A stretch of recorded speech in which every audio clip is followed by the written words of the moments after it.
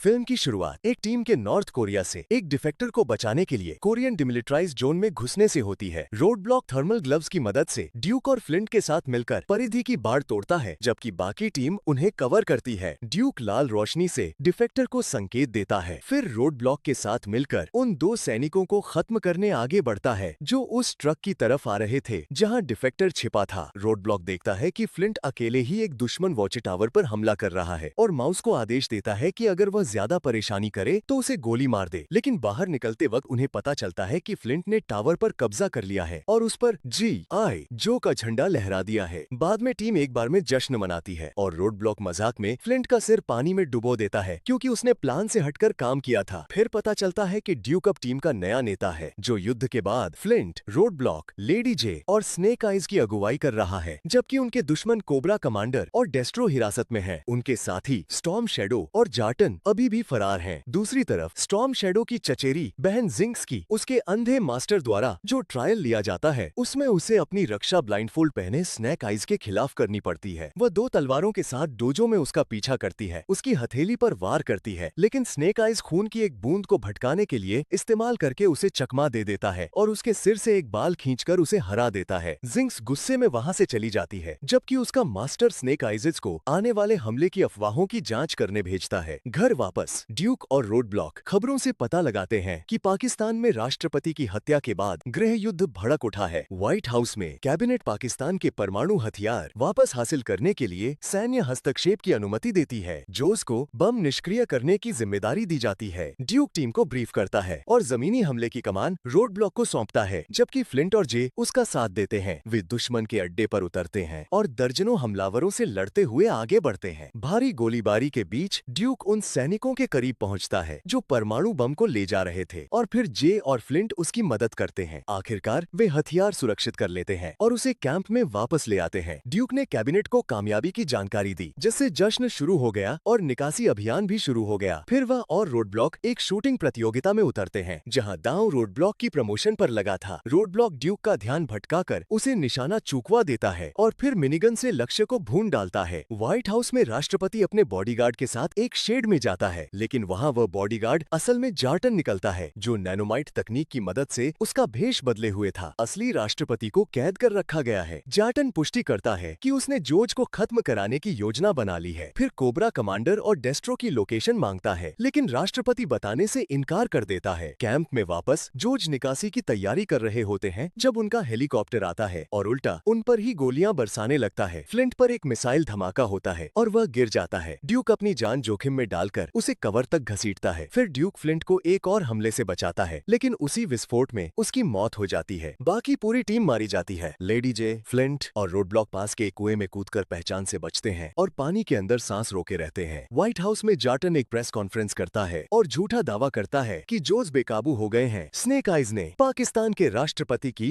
हत्या की है और टीम ने परमाणु बम चुरा लिया है। वह घोषणा करता है कि अब उसके पास अपनी स्पेशल ऑप्स यूनिट कोबरा को उन्हें पकड़ने के लिए भेजने के अलावा कोई विकल्प नहीं है। अगली सुबह जब रोड ब्लॉक, जे और फ्लिंट बाहर निकलते हैं तो वे अपनी पूरी टीम को राख में बदल चुका पाते हैं। रोड ब्लॉक ड्यूक के डॉग टैग्स उठाता है और कमान संभाल लेता है। तय करता है कि वे पूर्व की ओर बढ़ेंगे जब तक कोई योजना नहीं बनती। इसी बीच स्नेक आइजेज को आइजन जेल में ले जाया जाता है, जहां वार्डन जेम्स उसे दीसा तहखानों में ले जाकर डेस्ट्रो और कोबरा कमांडर के साथ रखने की तैयारी करता है। दोनों स्टेसिस टैंकों में जमे हुए हैं सुन्न, लेकिन होश में। जब जेम्स हेलमेट हटाने का आदेश देता है तो उसे नीचे स्नेक आइजेज की जगह स्टॉर्म शैडो मिलता है। जेम्स को इसकी परवाह नहीं होती, बस उसे एक मशहूर कैदी मिल गया है, यही काफी है। स्टॉर्म शैडो को भी उसके अपने टैंक में डाल दिया जाता है। इंदुस घाटी के रेगिस्तान में बचे हुए जोश इस बात पर बहस करते हैं कि क्या हेडक्वार्टर से संपर्क करना चाहिए, लेकिन रोड ब्लॉक कहता है कि उन्हें किसी पर भरोसा नहीं करना चाहिए क्योंकि किसी ताकतवर ने उन्हें फंसाया है और अब वे सिर्फ स्नेक आइज पर भरोसा कर सकते हैं। जेल में एक कोबरा ऑपरेटिव आसपास के इलाके में नैनोमाइट्स छोड़ देता है। स्टॉर्म शैडो उसे सुरक्षा कैमरे में देख लेता है और जानबूझकर अपनी धड़कन रोक देता है, जिससे गार्ड्स को उसका टैंक खोलना पड़ता है। उसी मौके पर वह गार्ड को डुबो देता है और टैंक तोड़कर भाग निकलता है। फिर बाकी गार्ड्स को भी परास्त कर देता है। बाहर नैनोमाइट्स धमाके से फटते हैं और गार्ड्स को उड़ा देते हैं, जबकि स्टॉर्म शैडो अपनी तलवारों से बचे हुए लोगों को काटता हुआ आगे बढ़ता है। वार्डन मुश्किल से बचता है जब वह अपने नीचे की गीली जमीन में बिजली छोड़ देता है। इसी बीच कोबरा ऑपरेटिव फायरफ्लाई विस्फोटकों से मुख्य द्वार तोड़ देता है। स्टॉर्म शैडो कोबरा कमांडर को आजाद कर देता है, जो उसका धन्यवाद तो करता है लेकिन डेस्ट्रो को वहीं छोड़ देता है। वार्डन धमाके से बच जाता है और गैस टैंक पर गोली मार देता है, जिससे स्टॉर्म शैडो बुरी तरह जल जाता है। तब कोबरा कमांडर उसे पहाड़ों में इलाज के लिए ले जाने का आदेश देता है। उधर स्नेक आइज जेल से भागने की यह पूरी घटना देख रहा होता है। तभी जिंक्स वहां पहुंचती है और स्टॉर्म शैडो का पीछा करने में मदद करने की पेशकश करती है। कोबरा कमांडर ज़ार्टन और फायरफ्लाई के साथ अपने बेस लौटता है, जहां उसकी सेना ज़्यूस नाम का एक विनाशकारी नया हथियार बना रही होती है ताकि दुनिया पर कब्जा किया जा सके। ज़ार्टन रिपोर्ट देता है कि 3 जोज बच गए हैं, जिससे कोबरा कमांडर गुस्से से आग बबूला हो जाता है। फायरफ्लाई खुद उन्हें ढूंढकर खत्म करने की जिम्मेदारी लेता है। बचे हुए जोज रोड ब्लॉक के पुराने मोहल्ले में पहुंचते हैं, जहां उसका बचपन का दोस्त स्टू उन्हें एक स्थानीय रिक्रिएशन सेंटर में शरण दिलाता है। रोड ब्लॉक फ्लिंट को उनके हथियारों और सामान की सूची बनाने की जिम्मेदारी देता है, जबकि लेडी जे बचे हुए जोज से संपर्क करने और राष्ट्रपति के संदिग्ध व्यवहार की जांच करने में लग जाती है। स्टॉर्म शैडो एक दूरस्थ पहाड़ी मठ में अपने जलने के घावों से ठीक हो रहा होता है और जिंक्स तथा स्नेक आइज उसका पीछा करते हुए वहां पहुंचते हैं। रिक सेंटर में फ्लिंट को चिंता होती है कि उनके पास यह लड़ाई जीतने के लिए पर्याप्त समर्थन नहीं है,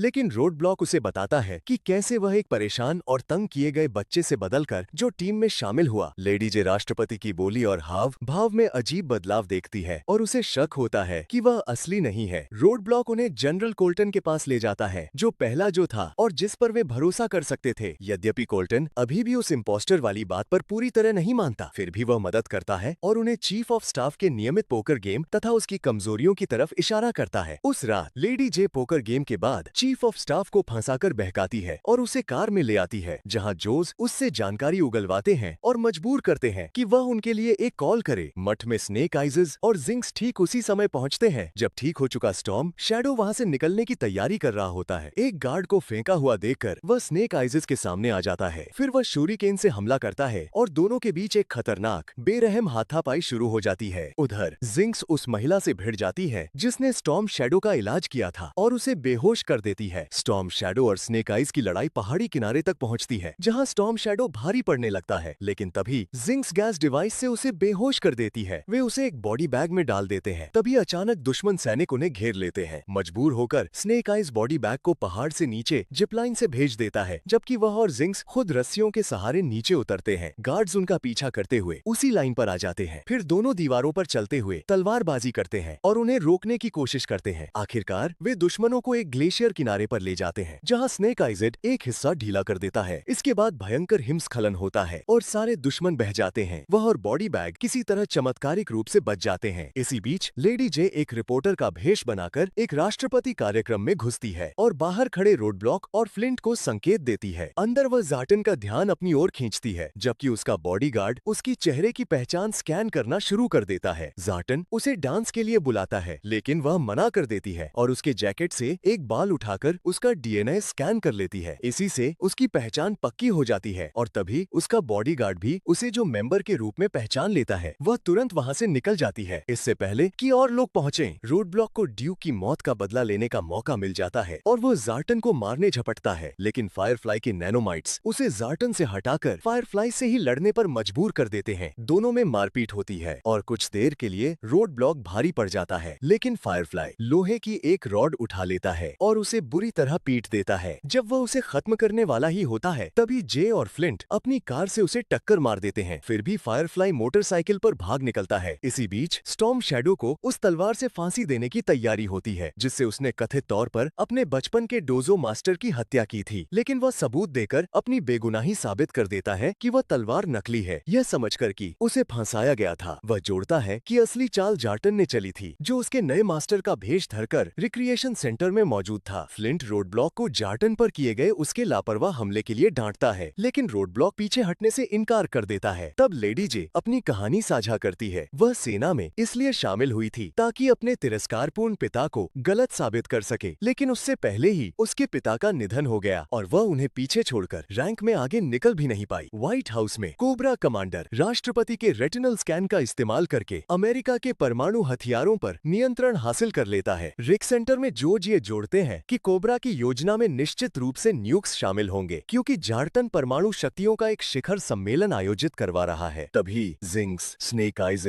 और स्टॉर्म शैडो वहां पहुंच जाते हैं। फ्लिंट को स्टॉर्म शैडो की वफादारी पर शक तो होता है, लेकिन कोबरा की योजना की उसकी जानकारी इतनी अहम साबित होती है कि उसे नजरअंदाज नहीं किया जा सकता। वे कोल्टन के घर पर फिर से इकट्ठा होते हैं और उसके हथियारों के भंडार से खुद को लैस करते हैं, जबकि वह अपने भरोसेमंद साथियों को अंदर बुलाता है। रात में रोड ब्लॉक टीम को ब्रीफ करता है। कोल्टन की टीम परिधि पर रहेगी। फ्लिंट, जे और स्नेक आइज फ्लैंक संभालेंगे। जिंक्स और स्टॉर्म शैडो ट्रोजन हॉर्स की भूमिका निभाएंगे, जबकि रोड ब्लॉक खुद टैंकों का सामना करेगा। वह स्टॉर्म शैडो को जार्टन से ब्रीफ केस वापस लाने की सबसे बड़ी प्राथमिकता देता है। अगली सुबह परमाणु देशों के नेता साउथ कैरोलिना के फोर्ट समटर में शिखर सम्मेलन के लिए भारी सुरक्षा के बीच पहुंचते हैं। कोबरा कमांडर और स्टॉर्म शैडो अपने आदमियों के साथ वहां पहुंचते हैं और जार्टन कार्यवाही शुरू करते हुए सभी देशों को हथियार छोड़ने का आदेश देता है। फिर अपनी गंभीरता साबित करने के लिए एक असली मिसाइल दाग देता है। जब जोज अपनी पोजीशन ले लेते हैं और गार्ड्स को हटाते हैं, तब नेताओं को मजबूर किया जाता है कि वे अपने हथियार निष्क्रिय कर दें। उधर जे और कोल्टन राष्ट्रपति के रिट्रीट पर धावा बोल देते हैं, जबकि फ्लिंट और स्नेक आइजेस किले के एक और हिस्से को सुरक्षित कर लेते हैं। समिट के दौरान जार्टन आसमान में अपने ही न्यूक्स को खुद ही नष्ट कर देता है, ताकि बाकी नेताओं को शर्मिंदा करके वे भी वही करें। फिर वह अपना असली हथियार सामने लाता है, ज़ीउस, एक सैटेलाइट सिस्टम जो रेडियो एक्टिव फैलाव के बिना टंगस्टन स्ट्राइक दाग सकता है। लेकिन कोबरा कमांडर बीच में ही दखल देता है और उनमें से एक स्ट्राइक सीधे लंदन पर दाग देता है, जिससे भारी तबाही होती है। वह व्हाइट हाउस पर अपना झंडा फहराने का आदेश देता है और वहां मौजूद परमाणु शक्तियों के सामने अपने सैटेलाइट्स का नाम लेते हुए पूरी तरह समर्पण की मांग करता है। स्टॉर्म शैडो, जिंक्स और स्नेक आइज के साथ हमला शुरू करता है और कोबरा के सैनिकों को काटता हुआ आगे बढ़ता है, जबकि जार्टन ब्रीफकेस लेकर भाग निकलता है। रोड ब्लॉक एक जुगाड़ू बख्तरबंद गाड़ी से परिधि में घुस आता है और अपनी फुर्ती से टैंकों को नष्ट कर देता है। जिंक्स दुनिया के नेताओं को वहां से बाहर निकालती है, जबकि स्नेक आइज़ और स्टॉर्म शैडो और सैनिकों को चीरते हुए आगे बढ़ते हैं। स्टॉर्म शैडो स्नेक आइज़ की उधार ली हुई तलवार लेकर जार्टन का पीछा करता है। स्टॉर्म शैडो बाढ़ से भरे कमरे में जार्टन को घेर लेता है। वह उसके आखिरी गार्ड को भी खत्म कर देता है और तलवार उसकी गर्दन पर रख देता है, लेकिन तभी एक भटका हुआ नैनोमाइट फट जाता है और दोनों को उड़ा देता है। फायरफ्लाई बिना किसी घबराहट के गिरी हुई ब्रीफकेस उठा लेता है और वहां से निकल जाता है। व्हाइट हाउस में जे और कोल्टन बचे हुए गार्ड्स को साफ कर देते हैं। कोल्टन अपनी मशहूर चाल से सीढ़ियों पर मरा हुआ बनकर पड़ा रहता है और एक दस्ते को फांसा लेता है। फिर दोनों मिलकर सिक्योरिटी हेड का सामना करते हैं, जिसने असली राष्ट्रपति को बंधक बना रखा था। जे राष्ट्रपति के हाथ में गोली मारती है ताकि उस गार्ड पर गोली चल सके और जल्द ही वह मार दिया जाता है। राष्ट्रपति आजाद हो जाता है। जे उधर जार्टन, जो धमाके से बच गया था, स्टॉर्म शैडो पर बंदूक तान देता है, लेकिन स्टॉर्म अपनी तलवार से गोली को मोड़ देता है और फिर वही तलवार जार्टन के दिल में घुसेड़ देता है, उसे हमेशा के लिए खत्म कर देता है। जिंक्स, स्नेक आइज़ और फ्लिंट आंगन खाली करा देते हैं, जबकि फायरफ्लाई भाग निकलता है। कोबरा कमांडर अपने ज़ीउस ऑपरेटर्स को पोजीशन लेने का आदेश देता है और फिर हेलीकॉप्टर से फरार हो जाता है। फ्लिंट रोड ब्लॉक को फायरफ्लाई के भागने की खबर देता है। रोड ब्लॉक अपना खराब हो चुका वाहन छोड़ देता है, मोटरसाइकिल पर अपने मिनीगन के साथ उस ऑपरेटिव का पीछा करता है और उसे डॉक तक दौड़ाता है, जहां फायरफ्लाई भागने वाली नाव पर चढ़ जाता है। रोड ब्लॉक गार्ड्स को हटाते हुए डॉक तक रास्ता साफ करता है। फिर वह एक और नाव अपने कब्जे में लेकर फायरफ्लाई की नाव को निष्क्रिय कर देता है और उसे टक्कर मारकर चकनाचूर कर देता है। किनारे पर वह फायरफ्लाई से हाथापाई करता है, उसे गला दबाकर बेहोश कर देता है और ज़ीउस वाली ब्रीफकेस वापस हासिल कर लेता है। ठीक समय पर फ्लेम और सैटेलाइट लॉन्च हो जाते हैं, जिससे हथियार कक्षा में ही खुद नष्ट हो जाते हैं और खतरा हमेशा के लिए खत्म हो जाता है। रोड ब्लॉक के वहां से हटते ही फायरफ्लाई आखिरी बार एक छिपे हुए एनिमाइट से सब कुछ तबाह करने की कोशिश करता है, लेकिन उसे पता चलता है कि डेटोनेटर पहले से ही रोड ब्लॉक के हाथ में है और वही उसे सक्रिय कर देता है, जिससे फायरफ्लाई खुद मारा जाता है। स्टॉर्म शैडो स्नेक आइज़ की तलवार लौटाता है और स्नेक आइज़